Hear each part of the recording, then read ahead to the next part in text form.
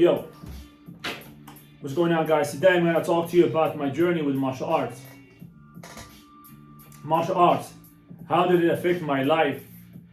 Martial arts have been a great part of my life, a great part of my self-development, a great player in creating the man I am today and building and shaping my character as well.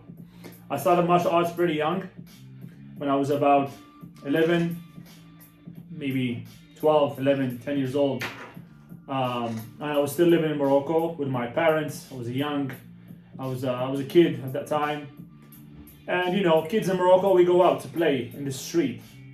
Unlike today, like you barely see any kids in the street playing. But back in the day, we used to go out and play in the street, play football, hide and seek. You know, kids played in the street. You know what I mean? So I was a kid playing in the streets, but I used to get beat up by other naughty kids. I used to get beat up. And one time my father bought me for my birthday a BMX bike. Like one of the BMX bike. It was blue and white. I was so happy, so happy. It was like a big surprise for me. And I took that thing outside and I was riding that thing. And you know, it was still new and shiny. So I guess some older kids just took it from me. Just beat me and took it from me. So I came back home crying. Oh, they took my bike, they beat me up. So my father took me out and okay, let's go look for your bike. And then we found those kids. I took my bike back. So my father told me, hey, no more. I'm gonna take you to a karate club so you can learn how to defend yourself. So he took me to the karate club. And what did I know? You know, he took me to karate. There's the only thing that was, I guess, closed and available to our house. So I started training with these guys. Karate, I did it for a while. And then, you know, we moved because my father was in the military in Morocco. So every 4 years, we used to live in a different place, in a different city.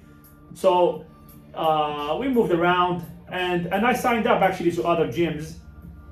You know, because I got involved with the martial arts and I started to like it.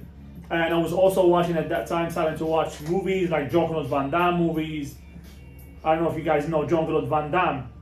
He doesn't make movies anymore, but I think he doesn't make so many movies. But the guy is a legend when it comes to martial art movies. Bruce Lee, of course. Jet Li.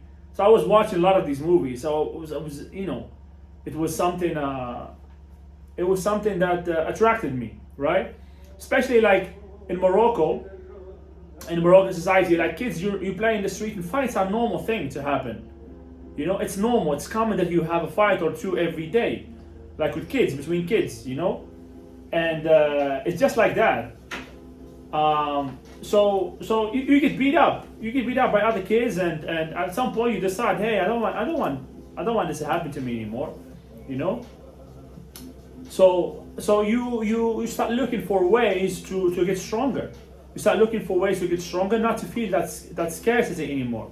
Because even as a teenager, because I lived in Morocco when I was 19, so I lived there all the way up to 19 in different cities, right? And I lived in some of the most dangerous places in Morocco, you know. And I remember one time I was living next to in this neighborhood. This was where my grandma lived. And it was the guys that lived were our neighbors. Some of them were considered the most dangerous criminals at that time. You know, they were still in hiding, and we used to see them by night. And they were hiding from police and all that. And these guys used to walk with swords, and used to walk with knives, and used to walk with weapons. Luckily, in Morocco, at least when I was growing up there was no firearms. Nobody had fire weapons. You know, firearms. Everybody was just like having knives and stuff like that, swords and shit. Anyways, so there was always that idea in my head that I need to defend myself. I need to be strong to command respect in certain areas, and also to defend myself and defend my family if needed. You know, robberies happened at that time. A lot of people got robbed in the street, just walking by night. walking through the wrong street, or just walking to a dark, bit of a dark alley, dark street, and you can get robbed. And you get people attacking you, taking your phone, taking this, taking that. It never happened to me. It tried to happen to me, but didn't work out for the guy. So anyway, so this is why I started learning martial arts. Basically, I always had that idea in my head. I need to be strong. I need to get stronger. I need to be invincible. I need to be able to inflict damage on people and protect myself and protect my family. Right? So I did karate for a while.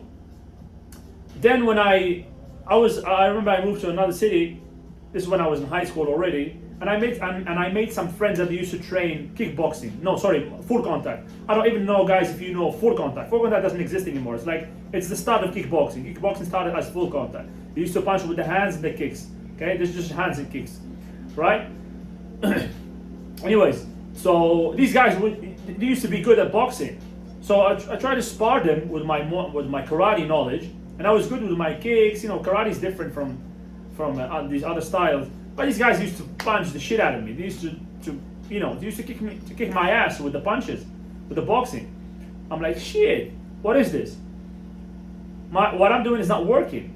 And at this time I was still training karate. I got up to close to brown belt, right? And I was competing, and I was good at it. It was not bad. You know, it gave me certain confidence. It gave me certain strength. I was shredded, even though I was skinny, but I was shredded, I had abs. I was athletic, you know, athletic, strong, you know, capable of fighting because we used to spar every week in the gym. But it was not that realistic. But when I sparred with these guys that are full contact guys, they used to really punch me because they really trained boxing.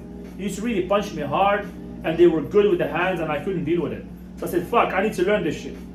Long story short, when I came to Spain, so I started training with them a little bit. But at that time, I was close to leaving Spain. But before that, 1 year before that, I moved to Tangier to live with my grandma, and this is when I was living in this neighborhood. And at that time, at this time, I was already maybe 17, 18, and I was interested in getting big. I was no longer interested in just fighting. I was interested in getting big, looking good, because that was what everybody did. Everybody was big and was good. You know, you have to look big. You have to have, some guns. So I started doing a lot of weight training. I was training there with some guys. One of them was actually Morocco's champion. He was a big guy. More than 100 kilos, 190, 1 meter 90, 1 meter 80 something. Was tall and a big guy. And he used to teach us how to train, how to do weight training. And I got swole at that year. 1 year of training, I got swole. And so I dropped at that time. I dropped my martial arts training. I used to still do some stuff from time to time. But then when I came to Spain, when I just turned 19. This is when I discovered Muay Thai. This is when I, discovered Muay Thai. I discovered it through this movie, Ong Bak. This movie was very popular at that time, and I was just fascinated. I was just fascinated with the skills that they showed them. Oh, damn, this is good. Like the guy used to kick people with the elbows, with the knees, jumping elbows and all that.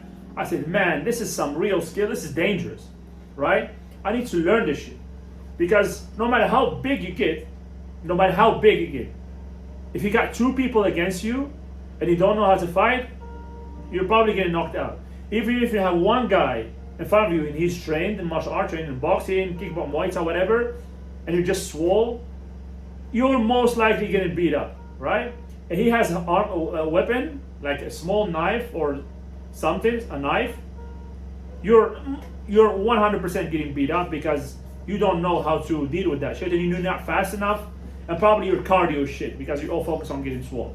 Anyways, I'm not saying don't get swole. Get swole, but learn martial arts. That's my goal, to get swole and be dangerous at the same time. Be ninja, basically. Right. So I started training Muay Thai. Fell in love with Muay Thai. Started training Muay Thai. Did some championships in Muay Thai. I really dived deep into Muay Thai. I got very good at it. I took some championships here in Spain, and then of course I wanted to learn more. So I went to other gyms once I felt that I didn't learn anything in the place where I was.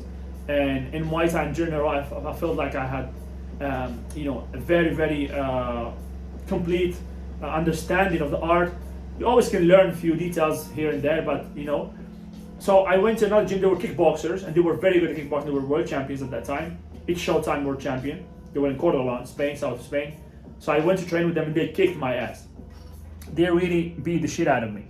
I remember we used to spar Tuesday and Thursday, and the coach, he used to stand at the outside of the sparring area with toilet paper, and he just gave toilet paper to the boxers because when we were coming out, everybody was bleeding. Everybody's bleeding, no exception. Everybody's bleeding. The guy just handing out toilet paper, wipe up, go get a shower. So that was good. I learned, I understood that I needed to sharpen even more. I need to take more skills. And that was the boxing side. I didn't, in Muay Thai, you're very good with the elbows and everything, but you have a kind of an open guard because you're forced to open up your guard a little bit because of the elbows. You need to be ready to clinch and to use the elbows. But kickboxing, there's no clinching. Kickboxing, there's no clinching, no elbows. So the guys are pretty tight, like boxers, and they come into you with that long combinations. And if you don't know how to deal with it, you're gonna get caught. So I learned with them a little bit, and I trained there for a couple of years, maybe. And then when I moved to Marbella, I came here and I took my boxing to another level. I came to the MTK gym here, and I started training here with the guys. There were at the time some really talented boxers there.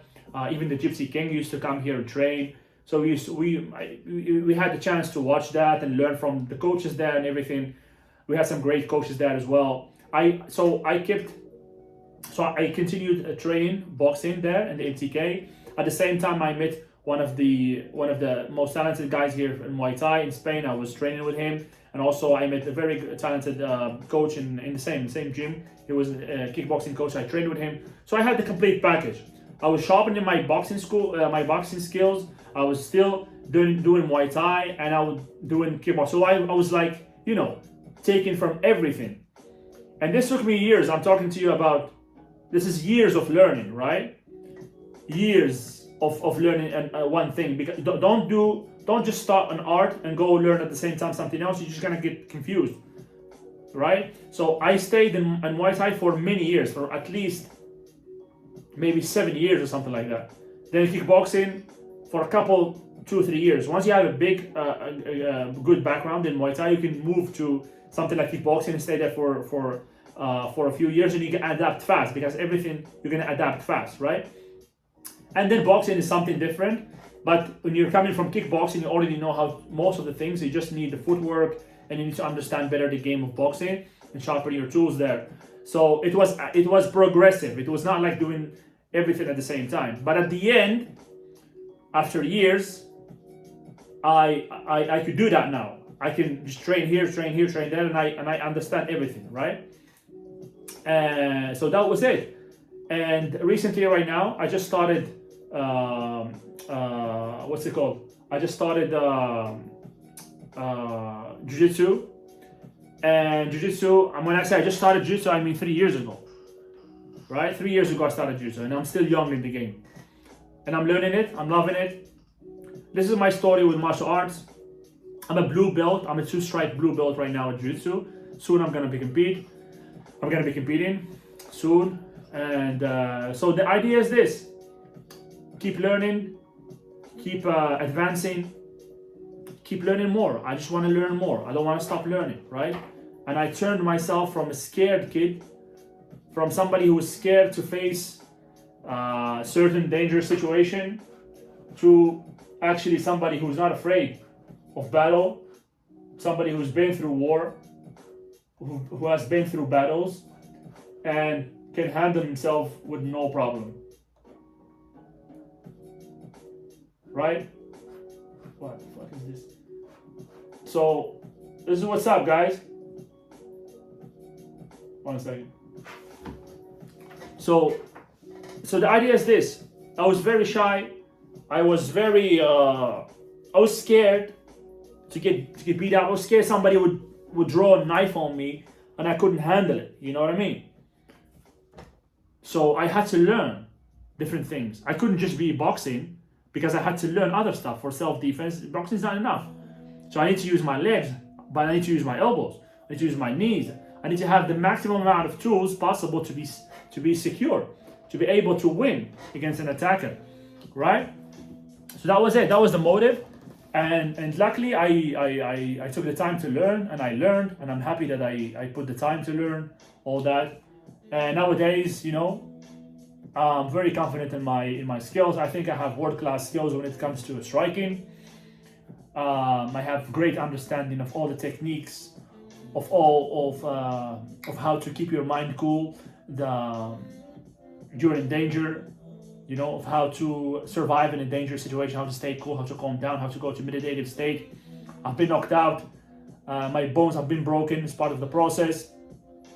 But hey, it is what it is. You want to learn, you want to get stronger, you have to get outside your comfort zone and go for it. Go learn. Pick up gloves and just go to the gym. Try to learn, man. Anything you learn to make you strong is going to impact your personality in a positive way. You're going to be more confident, you're going to be more secure, right? If you're walking with your wife, with your family, they're going to feel that they are insecure with you, and you know that you have a fighting chance.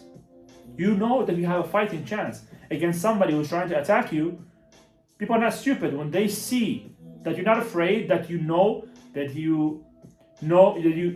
something, because it's going to be obvious, unlike somebody who's just swinging like if he were swimming, you're swinging with precision, people are going to back off. Just knowing that, oh shit, this guy might know something. Your attacker is also afraid for his life, especially if he's a coward and trying to rob you or trying to bully you. He's a coward. Real men don't bully nobody, right?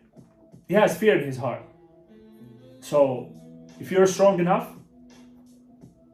you're going to have a better life.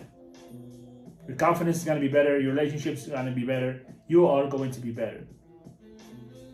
So this is my story a little bit with martial arts and how they impacted my confidence.